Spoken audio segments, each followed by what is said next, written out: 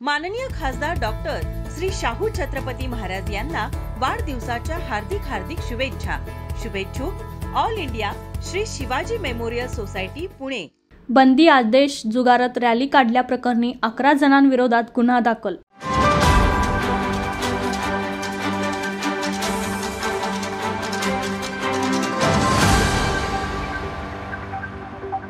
कोल्हापूर जिल्हाधिकाऱ्यांनी 12 डिसेंबर 2024 रोजी जिल्ह्यात बंदी आदेश लागू केले असताना कळंबा कारागृहातून जामिनावर सुटलेल्या संशयित आरोपी व त्यांच्या साथीदारांनी बंदी आदेश जुगारून बेकायदेशीर केवीज नागाळ पार्क या ठिकाणी रॅली काढत परिसरात दहशत माजवल्याप्रकरणी पोलिसांनी त्यांच्या विरोधात गुन्हा दाखल केला आहे।